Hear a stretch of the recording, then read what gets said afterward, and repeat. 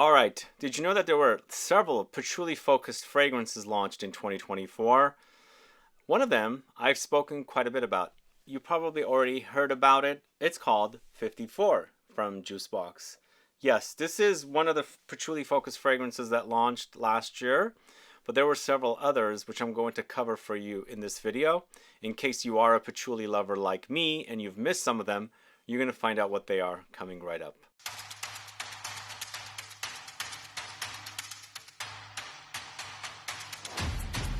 Thanks so much for tuning in. I'm Sebastian. Are you a patchouli lover? Did you start out hating patchouli, then you ended up loving? Do let me know. Add a comment below. I think I was always a patchouli lover. I think the first time I smelled patchouli was in the late 80s. I think there was that whole 60s revival thing happening, and patchouli was being used by some folks. As soon as I smelled it, I instantly loved it. Now, a lot of folks associate patchouli with body odor, but in all honesty, I think it was used to cover up body odor during the hippie days. But fast forward to 2024, there were several patchouli-focused fragrances that were launched. One of them was 54, the fragrance I collaborated on with JUSBOX. Let me know if you've gotten your nose on it. It was recently featured in the mystery box, the latest mystery box. And we did 600 mystery box kits. So I know 600 of you have sampled 54, but many of you bought bottles and so forth. So maybe you bought a bottle or sampled it in store, but let me know your thoughts on it. But let's start talking about 54 first. 54 launched in August of 2024. In fact, it launched around the same time Guerlain's Patchouli Paris launched. Let me know if you've sampled both of these fragrances, 54 from JUSBOX and Patchouli Paris from Guerlain. But 54 features patchouli, pina colada, vanilla, chocolate, cinnamon, rum, sandalwood, cardamom, Davana, and tobacco. I can't believe how the feedback has been on this fragrance. People seem to love it. They love the trail. They love the compliments they receive. And they've gone through quite a bit of sprays and using the fragrance and enjoying wearing it.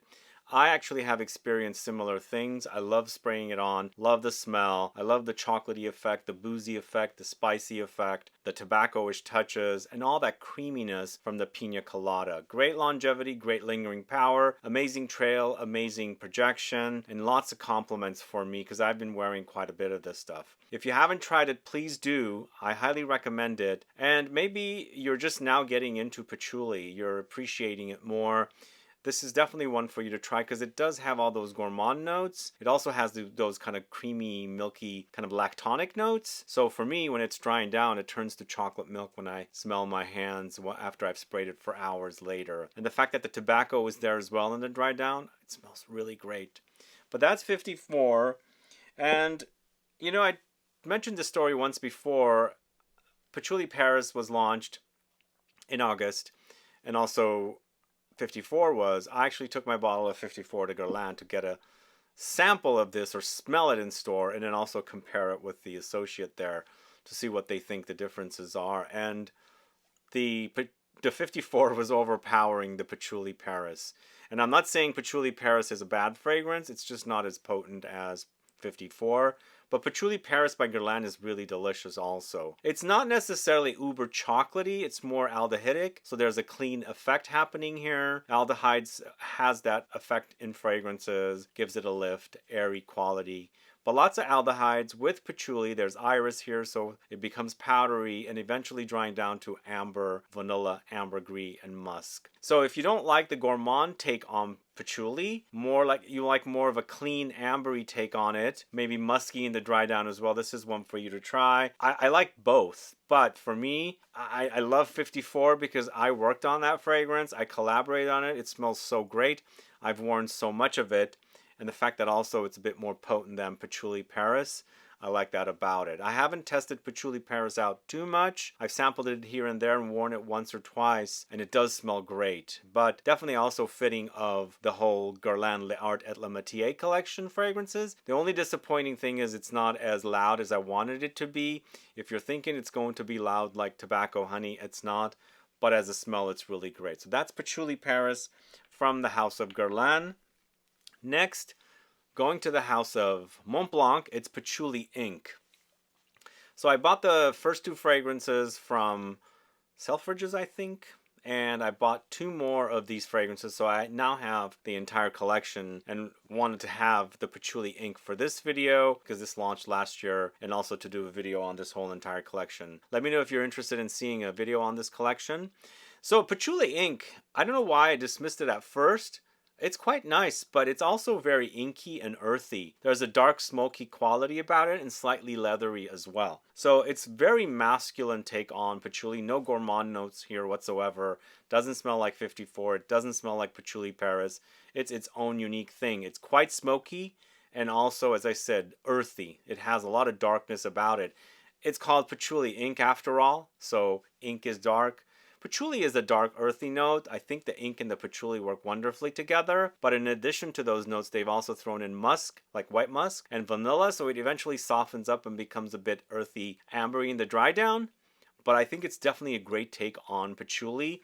This also does remind me a little bit of the patchouli in Le Labo's Patchouli. So if you're looking for a budget alternative to that, this you can get at the discounters now. It's much less expensive than frickin' Le Labo's overpriced fragrances. Did I say that? They are pretty priced high nowadays, and I've kind of fallen out of love with Le Labo fragrances. So I do enjoy Patchouli from Le Labo. I'm drawing a blank with the number on that fragrance. But this, to me, when I smelled it, it kind of reminded or hinted at it, which I quite like. So Patchouli ink is another great patchouli focused fragrance that was launched last year in 2024. Let me know if you've gotten your nose on these 3 fragrances so far. We've got quite a bit of designers here, actually. This next one and the next one after that are from the same designer house. We're going to the house of Mugler. Yes, we've got 2 Mugler fragrances here. Great smells, but really on the weak side, unfortunately. Amen Phantasm. I think they finally did something great. Smell-wise, it's fantastic. Absolutely love it. It's kind of a chocolatey patchouli, but it just doesn't have that robust intensity that I like in fragrances. There's no depth. And even though people were saying when I first reviewed it, they said, oh, you got to let this thing mature. I don't know. This is a whole thing now. I've tested it out since the maturation. I did my video back in the summer, and it's now January 2025. This thing is still weak. But as a smell, it's great. And it smells fantastic. And definitely a breath of fresh air for designer fragrances. But it's featuring patchouli, Grand Cru, dark chocolate, clary sage, bergamot, citruses, and pink pepper. That's the only negative, is the fact that it's not so loud. And I want my fragrances to be big and beefy. I don't want this weak crap that I am being fed quite a bit. And it's interesting also, I think it's experience also. Some people say this is beast mode, and I'm like, what are you talking about, beast mode? I'll show you a real beast mode. Come here and try some of the 40% concentration fragrances I've experienced. Then you'll really wonder what beast mode is, when this is actually quite not a beast mode. And unfortunately, it hasn't gotten, louder or more intense as it's settled. It's just a kind of the way it's created. It's just a weakling. So it might be good to layer with, maybe perhaps layer it with another patchouli or chocolate, because it kind of acts like that. You might also be able to add molecule 1 plus patchouli here to intensify the patchouli effect, just to give it more depth. But for me, as a smell, it's great. It just is a bit on the weak side, but definitely a wonderful patchouli launch from 2024. That's Amen Phantasm. And then, of course, Mugler's Angel Phantasm is another patchouli-focused fragrance. This is a feminine targeted release, obviously.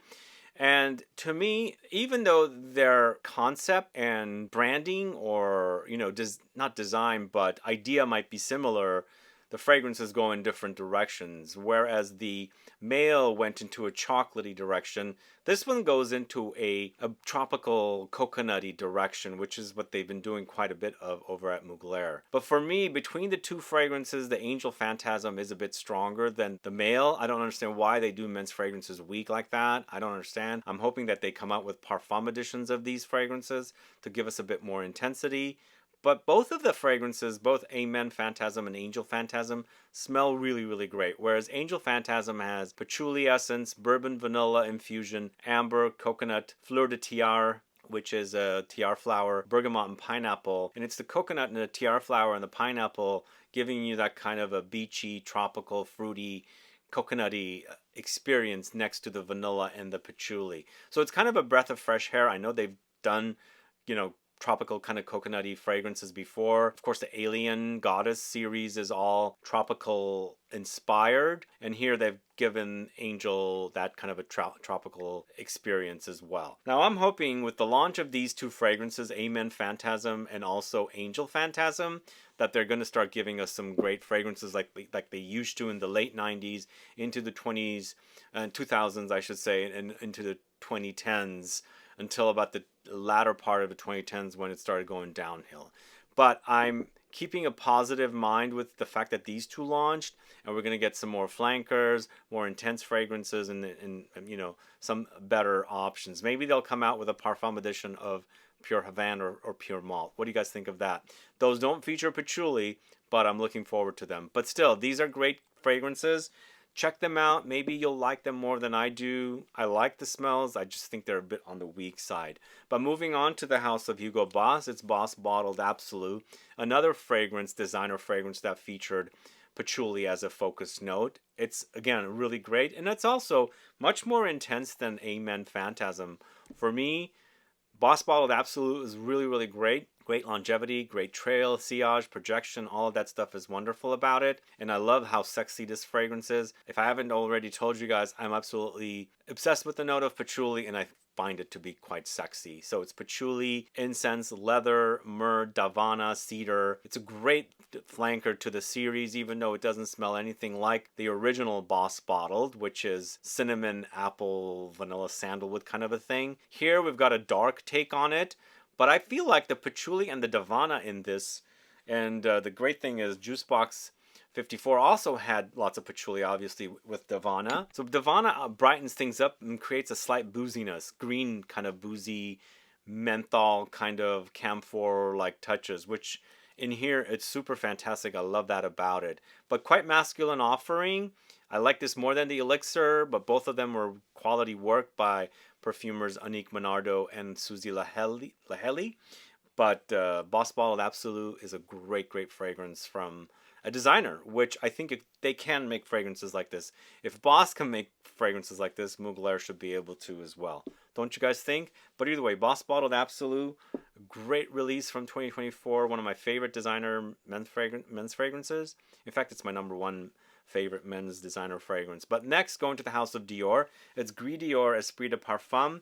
And even though I don't know if you would really consider this a patchouli fragrance, I consider it a patchouli. It's patchouli and rose combo, and a more intense version of the original Gris Dior. It's really has a lot of depth and intensity, and you know, the patchouli and the rose work together to create a chypre effect, and it's got lots of woods and ambery touches as well. And the notes break down as cedar, patchouli, amber, violet accord, and Bulgarian rose. If you like Gris Dior, I know it's a very popular fragrance for the house of Dior. Even though I think the longevity on Gris Dior is great, it has great lingering power, but there is a thin quality about it. Here, it's much thicker. You can really experience that the Esprit de Parfum fragrances have been given the thickening effect. It's almost like they've added cornstarch, thickens things up or something. That's kind of a joke, but that's the experience I get with this. It's much thicker liquid here compared to the Eau de Parfum. And even though the thickness of the liquid is not like you can't see it physically, but when you're wearing it, that's how I experience it. So definitely has a lot more depth, but I love the combination of the patchouli and the rose together. It's fantastic, and it smells great, and definitely a highlight from 2024. That's Gris Dior Esprit de Parfum. Let me know if you're familiar with that. And then last but not least, I'm going to end the list here with a new fragrance from a new house called BLNDRGRPHY. It's 02 Patchouli Mojito, this one right here. Are you guys familiar with this house? So they've launched 5 fragrances all at once. This is one of them. And even though it says Patchouli Mojito, I find the patchouli to be not so strong, but I wanted to highlight it because it's a focus note here. It's called Patchouli Mojito.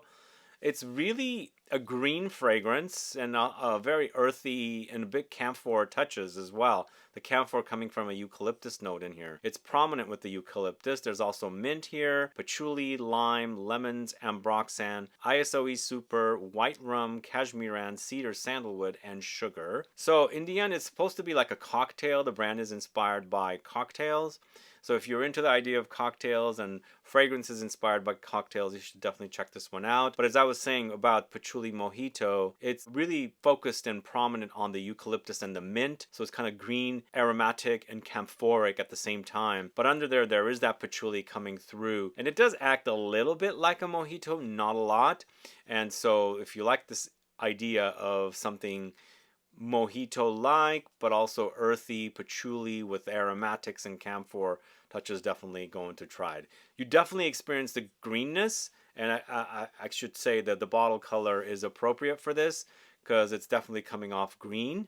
And so it's, for me, it's also quite fresh. Definitely has a lot of freshness because the eucalyptus and the mint that's in here is quite fresh. So it freshens up the fragrance. Either way, that's the last fragrance here, BLNDRGRPHY, and it's called Patchouli Mojito. Let me know if you're familiar with this one. Add a comment below. And that's all I have for you guys. Now, I don't have every single fragrance out there in the world. Maybe there were other patchouli focused fragrances that launched in 2024. If I missed something, let me know what it is. Add a comment below so I can find out. And do let me know what your thoughts are on these patchouli focused fragrances. Did you like them? Did you hate them? Do you love patchouli? Do you hate patchouli? Patchouli can be a bit polarizing, unfortunately. And I think it has to do with the fact that people think it smells like body odor. So since I'm obsessed with the note, I'm trying to do as much hype for this note so people don't think it smells like BO. If you're trying to avoid smelling like BO, maybe you avoid another favorite note of mine called cumin or even caraway seeds. Those definitely come off a bit body odor-like, but patchouli, just an earthy, woody smell. It's super, super fantastic. And again, last but not least, if you haven't tried 54 yet, please go try it. It's a super fantastic fragrance. If you're here local in San Francisco, you can go to ZGO Perfumery, but in the LA area, there's 3 stores, Lucky Scent, Scent Bar, the Beverly Hills Perfumery, and Scent Room all carry the brand and that fragrance. And then there's other various retailers. Either way, guys, thanks so much for watching today's video. If you have any questions or comments, please do list below. Please like this video. Please share it. Follow me on Instagram and Facebook, and I'll be back with more videos very soon. Have a good one. Goodbye.